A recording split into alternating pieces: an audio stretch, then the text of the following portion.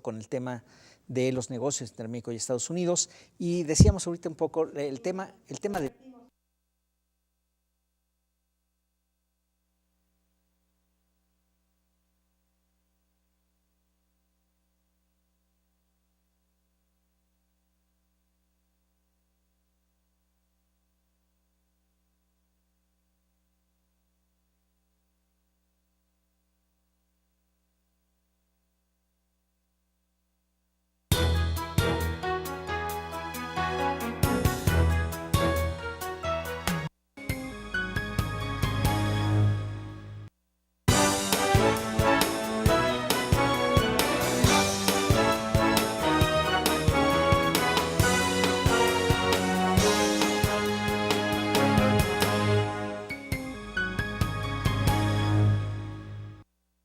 Muchas gracias por seguir con nosotros. Estamos en su programa Sigue en Contexto con el tema de negocios, 400 años de negocios entre México y Estados Unidos.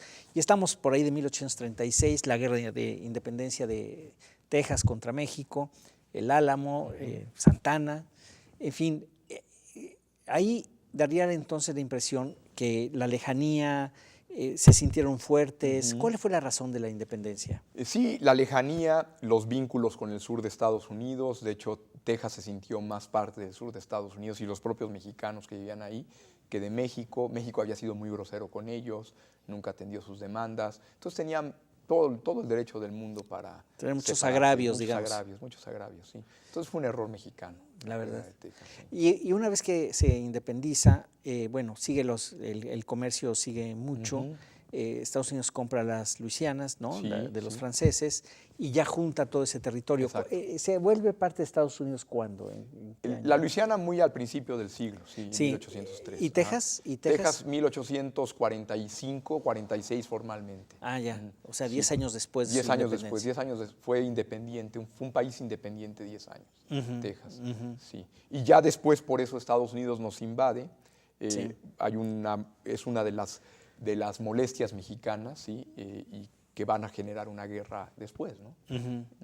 O sea, la propia independencia de Texas, ¿tú crees que es parte se vuelve uno de los elementos que van a generar molestia en México, la anexión de cómo Estados Unidos anexa Texas, empieza a crecer la tensión y finalmente Estados Unidos, que ambiciona nuestros territorios, pues ve el momento idóneo para declararnos la guerra. Ahorita podemos platicar, es Polk, ¿no? Es Polk el presidente, sí. El presidente Polk, que él traía unas ambiciones bárbaras hacia el occidente, ¿no? Sí, exacto.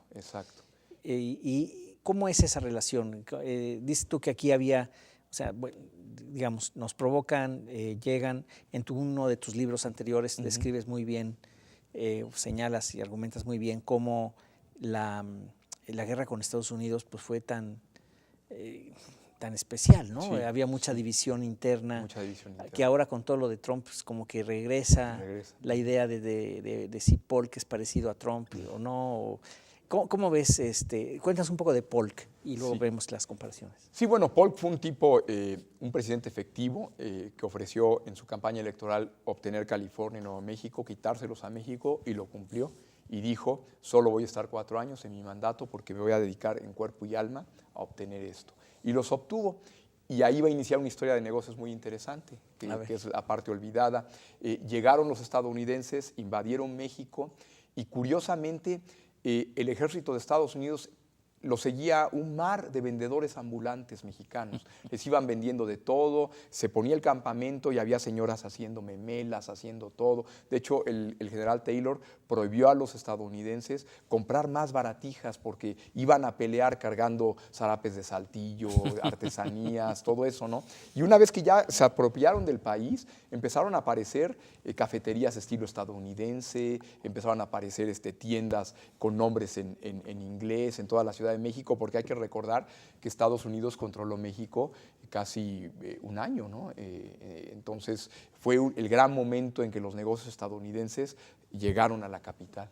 Qué barbaridad. Entonces sí la invasión, pues, bueno, con esos negocios, digamos, es lógico que muy fácil para ellos, en lugar de andar acarreando comida, pues mejor ahí les producían comida. Exacto.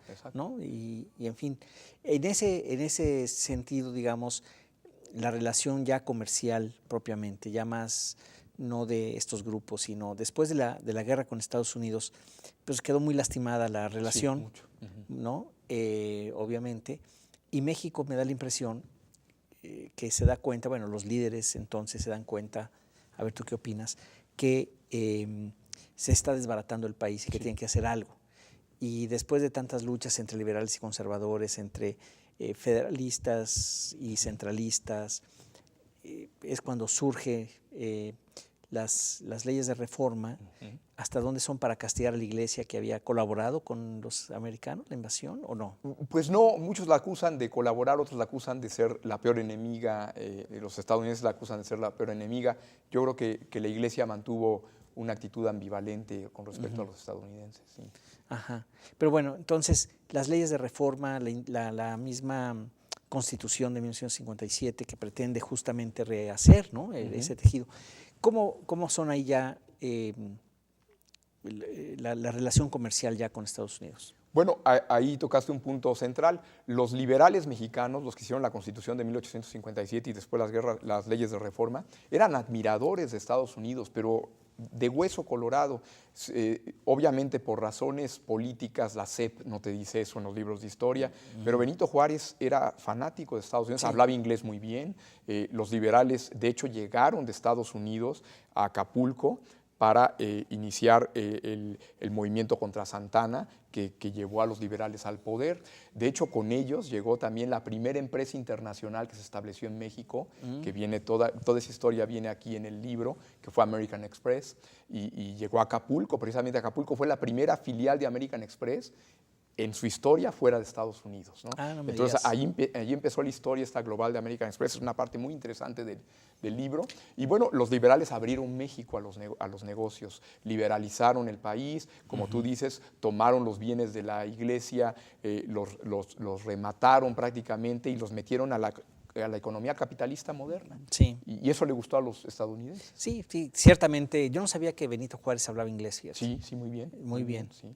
Y porque digo, en la Guerra de Reforma, unos años después, que Benito Juárez pues tiene que salir corriendo, ¿no? Sí. A Veracruz y luego se va al norte.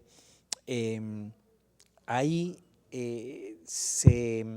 digamos, además de esta admiración, había otro tipo de vínculos, ¿no? Entre Juárez y Estados Unidos. Sí, de todo tipo, es impresionante. A veces me sorprende ese vacío que hay en México, ¿no? De este Benito Juárez tan allegado a los estadounidenses. Cuando yo, durante la guerra, incluso durante la invasión francesa, cuando yo hacia el norte, le hacían homenajes del otro lado de la frontera. Lincoln decía que era uno de los grandes líderes mundiales. Benito Juárez recordaba cuando pescaba en el Mississippi, etcétera, ¿no? Entonces, toda esta idea de Benito Juárez, tenía muy buenos amigos. Había un inversionista apellidado Lacer que le decía el amigo Benito, el amigo Benito en español, y lo abrazaba, y los inversionistas lo querían mucho, obviamente no por razones fraternales, sino porque Benito Juárez había prometido abrir México a los negocios. Incluso les intentó entregar Tehuantepec, que finalmente no se dio, ¿no? Órale. Sí. Esa parte tampoco sabría yo, pero a ver, ahí también esto de las armas vuelve a ser muy importante, ¿no? Sí. Juárez consigue las armas en Estados Unidos y eso le permite sobrevivir también pues un tiempo largo en el exilio, no exilio, pero sí un poco en la lucha. En la lucha. Sí, las armas era parte del negocio de esos estadounidenses, venderle armas a los liberales y de esa manera en un futuro cobrar con algunas concesiones, o con intereses altísimos, ¿no? Sí. Entonces sí, los liberales representaron una oportunidad de negocios para los estadounidenses. Ahora, ahí es Juárez y después viene Porfirio Díaz años después y él ve pues una fuerza bárbara de parte de Estados Unidos y entonces voltea hacia Inglaterra y voltea hacia Francia, ¿no? ¿Es así? No exactamente. De hecho, una de las partes más interesantes del libro y que le va a fascinar a la gente es cómo llega Porfirio Díaz al poder. Antes de iniciar su rebelión de Tuxtepec, viaja a Nueva York a reunirse con los propietarios del actual Citibank, que es el que le va a dar todo el financiamiento. lo va a posicionar en Bronzeville. Están las cartas, atiende al señor Díaz de manera adecuada. Hay un gran historiador llamado John Mason Hart que ha tratado mucho este asunto. Y ya recibiendo dinero de inversionistas neoyorquinos, Díaz toma el poder. Y curiosamente, cuando Díaz toma el poder, la economía mexicana está vinculada, el comercio mexicano va en un 20% hacia Estados Unidos. Cuando deja el poder está en un 80%. Eso destruye ese mito de que Porfirio Díaz atendió a Europa como manera de contrapeso a Estados Unidos. En realidad el porfiriato fue cultura francesa, pero inversión estadounidense. Y eso permitió dar la idea de que Porfirio Díaz equilibraba, pero nunca equilibró. Siempre los estadounidenses se quedaron con ferrocarriles, minas, prácticamente el hueso jugoso. Sí, pues sí, son los que invirtieron más bien en eso. Sí.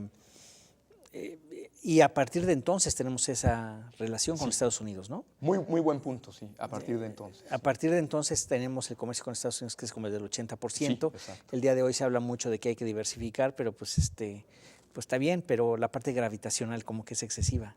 Sí, la cercanía es muy fuerte, ¿no? Es muy fuerte. Yo creo que todo esfuerzo por diversificar, porque lo hemos visto a lo largo de los años, presidentes que entran con la idea de diversificar. Lázaro Cárdenas es el mejor ejemplo. Entró con la idea de diversificar a México y terminó haciéndolo más dependiente de Estados Unidos todavía. Es imposible. Un economista australiano ha llamado a esto la dictadura de la geografía. O sea, es imposible escapar a ella. Sí. Bueno, ya hay modelos económicos recientes que tratan sobre justamente la parte gravitacional, es decir, la cercanía. ¿Qué es esto que tú estás mencionando, no?